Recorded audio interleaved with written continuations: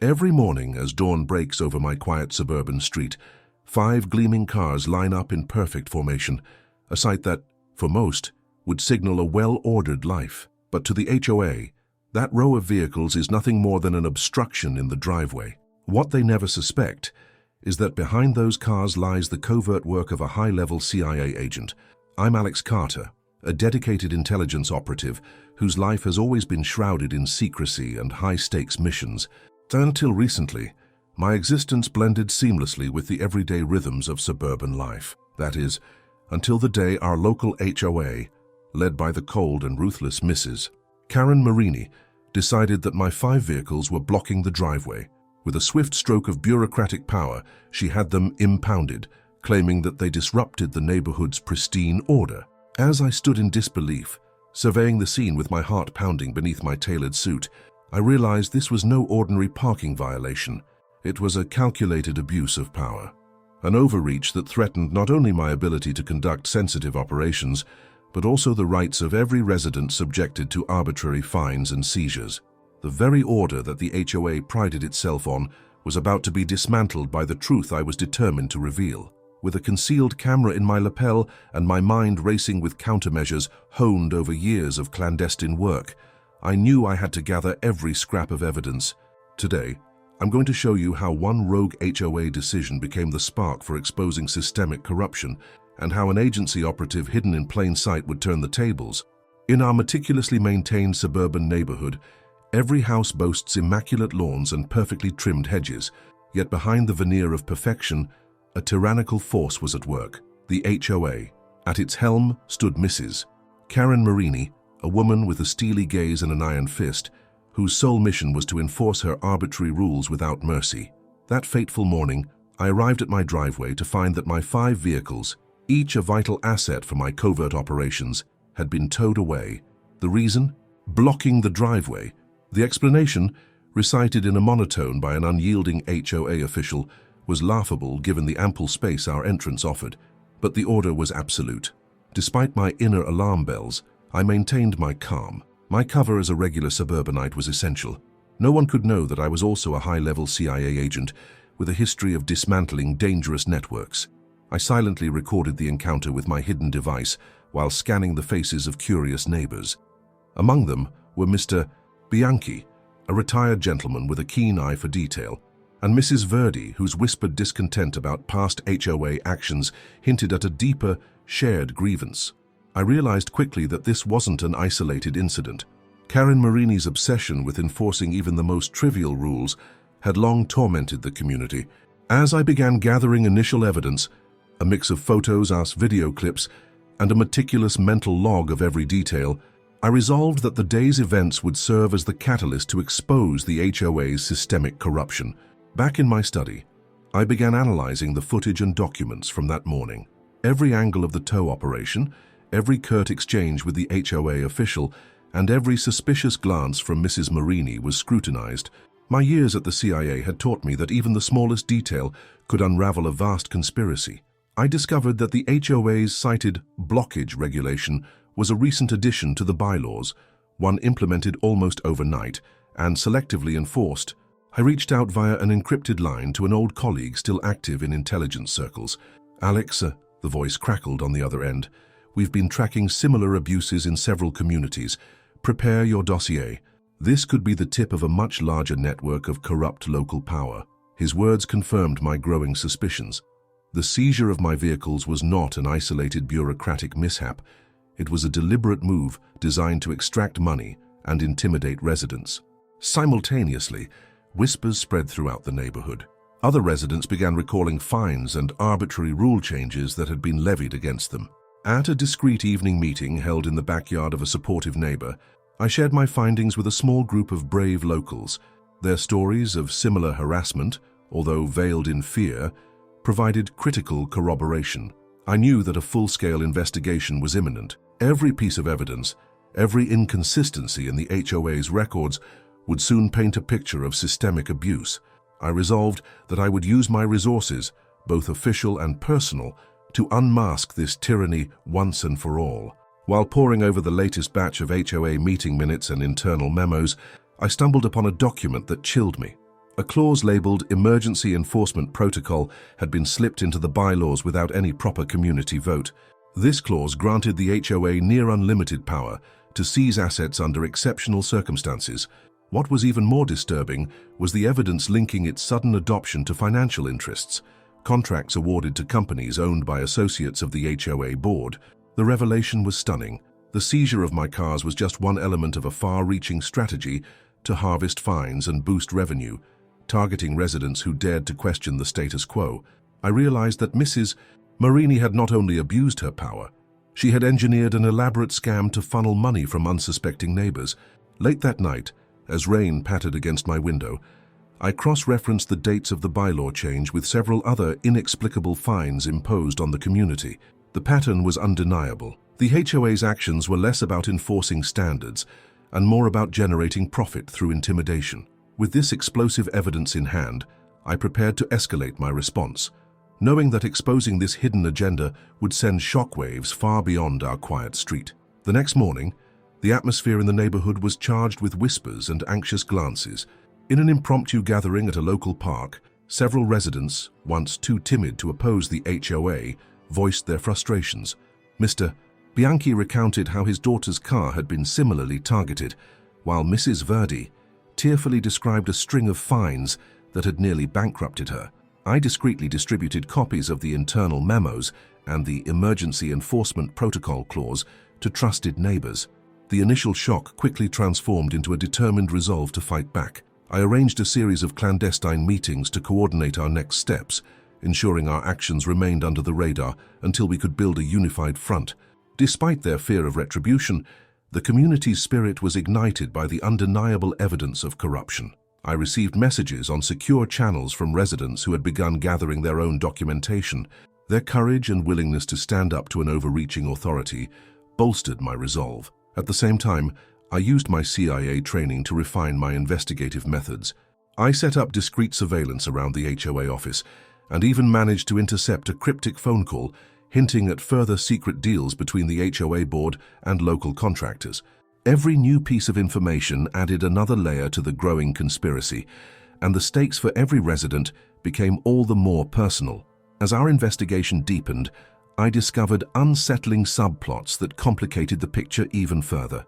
One neighbor, Miss Langley, a retired schoolteacher with a meticulous record, revealed that her property had been targeted for a renovation fee that was never justified by any actual work. Meanwhile, a local contractor discreetly confided in me that he had been forced to inflate repair estimates for HOA-approved projects, funneling the excess funds directly into the board members' pockets.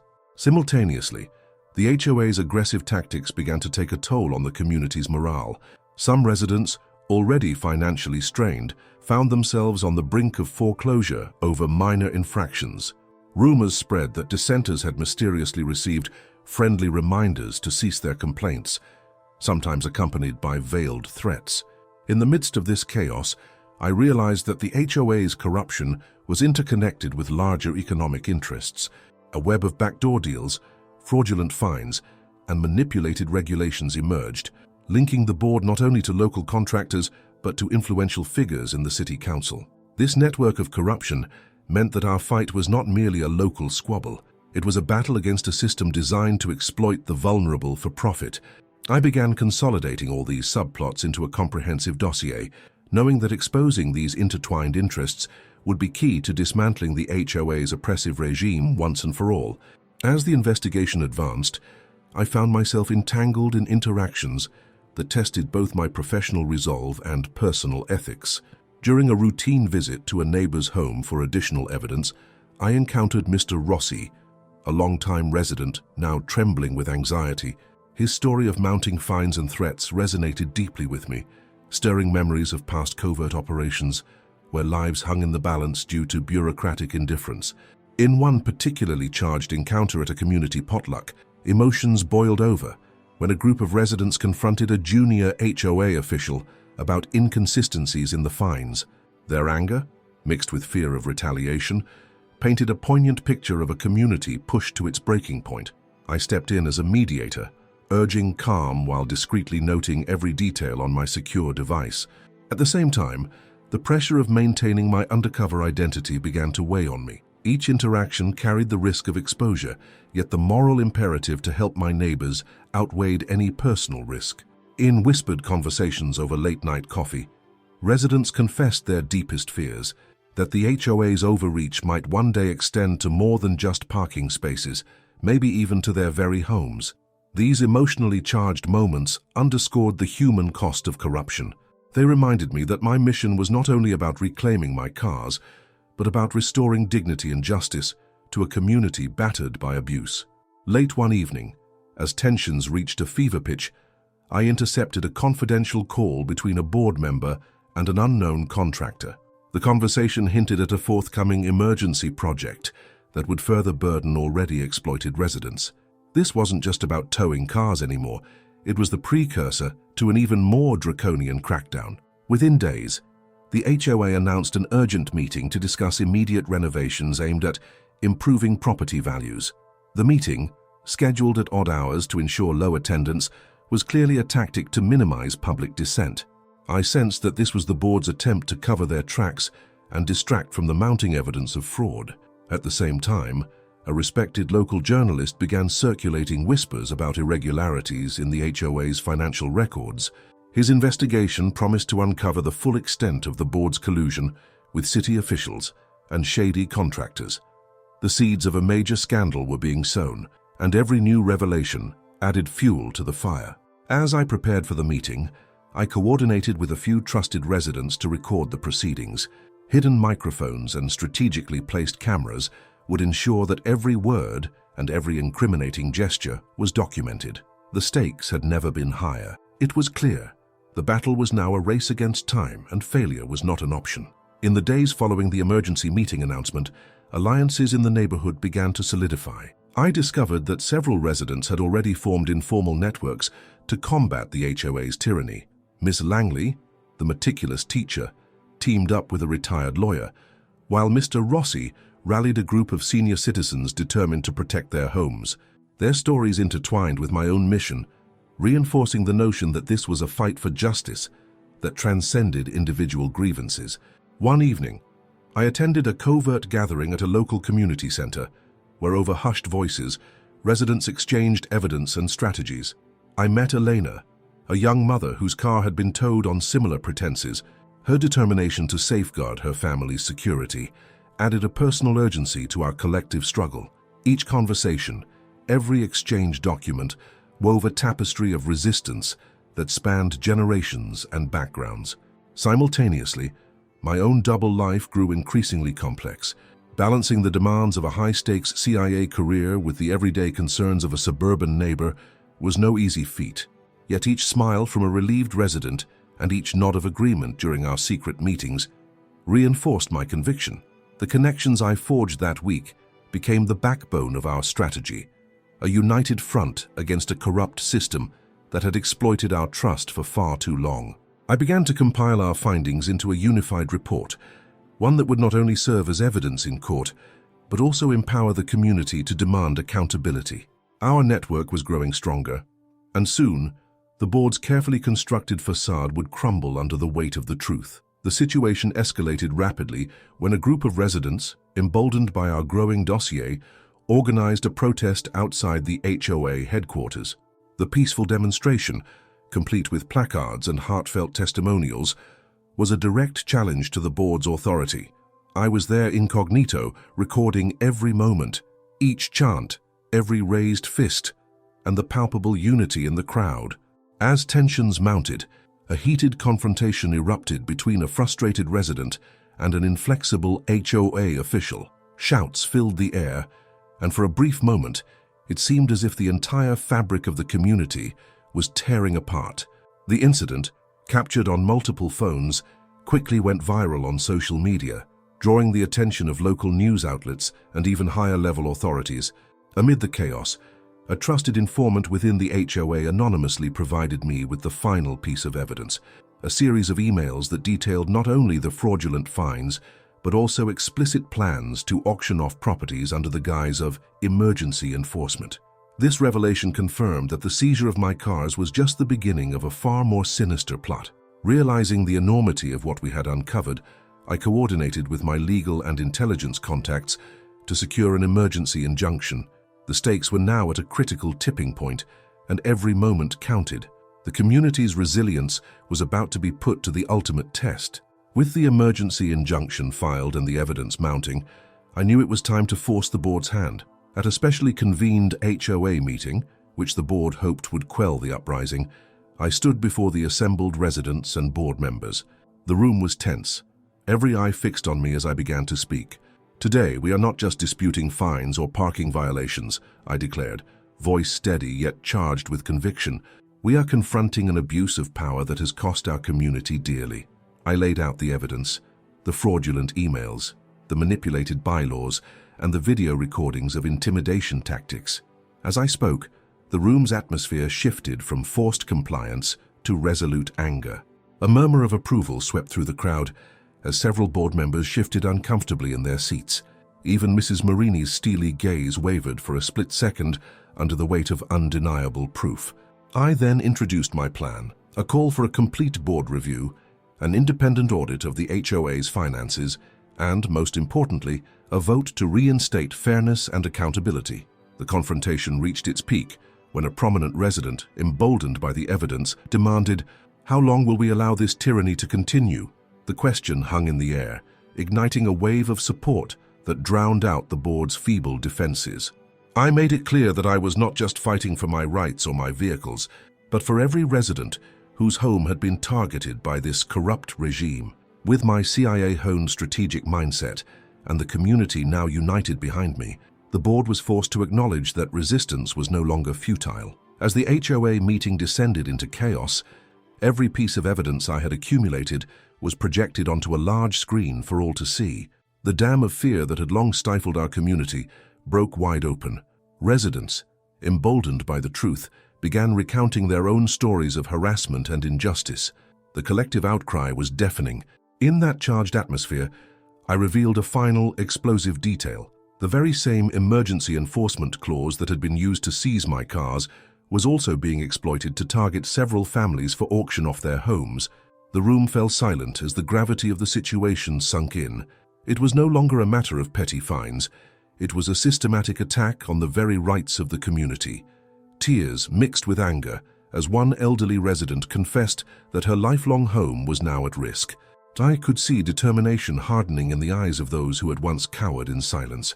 I knew that our next steps would not only determine our legal victory, but would also restore faith in the notion of community justice. The board's crumbling authority was palpable. Even Mrs. Marini's confident facade began to crack. With the emergency injunction in place and the media now on our side, the stage was set for a showdown that would reverberate far beyond our neighborhood. This was the peak of our collective defiance, a moment when every voice would be heard and every injustice would be brought into the light. The day of reckoning arrived at the packed community center. Surrounded by a sea of resolute neighbors, local officials, and media cameras, I took the stand with the complete dossier in hand. The atmosphere was electric as I began to recount the systematic abuses perpetrated by the HOA. I detailed every fraudulent fine, every manipulated bylaw, and most damning of all, the illegal seizure of my 5 cars. Then came the moment that shattered the board's veneer of invincibility. With unwavering calm, I announced, "I am Alex Carter, not only your neighbor but also a high-level CIA agent. I have spent my career dismantling threats to our nation's security, and today I stand before you to dismantle this corrupt system." Gasps and murmurs rippled through the crowd. The revelation struck like a bolt of lightning, exposing the board's vulnerability. A federal inspector, who had been quietly following the unfolding events, stepped forward. "Given the overwhelming evidence and the violation of federal protections, I am ordering an immediate audit and a full investigation into this HOA's practices," he declared. The room erupted in cheers and applause. Mrs. Marini and her cronies were visibly shaken. Their carefully constructed regime was crumbling under the weight of the truth. In that defining moment, the community's roar of approval signaled a turning point. My 5 cars were ordered to be returned at once, and plans were set in motion to replace the corrupt board with representatives who truly cared for the residents. The federal intervention meant that no one, not even a tyrannical HOA, was above the law. The system had been upended, and justice, and at long last, was on our side. In the aftermath of that historic showdown, our community experienced a rebirth. The corrupt HOA board was dismantled, and a new leadership, one dedicated to transparency, fairness, and the protection of every resident's rights, was elected. My 5 cars were returned, and more importantly, the exploitative practices that had long plagued our neighborhood were finally exposed to the light of day. I stood on my freshly reclaimed driveway that evening, watching as neighbors greeted one another with relieved smiles and hopeful eyes. The sense of unity was palpable, a reminder that even in the face of overwhelming bureaucracy, the voice of the people can prevail when they stand together. My secret identity, once carefully hidden, had become a catalyst for justice, a testament to the fact that those entrusted with power must always be held accountable. Reflecting on the journey, I realized that this battle was about much more than impounded vehicles or petty fines. It was about restoring dignity, defending individual rights, and challenging systems that prey on the vulnerable. I hope this story inspires you to stand up against injustice in all its forms. If you found this video as eye-opening and empowering as I did, please hit the like button, subscribe to the channel, and ring the notification bell so you never miss another story of resistance and triumph. Share your thoughts in the comments below. What would you do if faced with such an overreach? And stay tuned for our next episode, where even more secrets will be unveiled. Remember, every rule can be challenged, and every injustice can be overturned when we unite. Subscribe now, and together we'll keep fighting for truth and justice.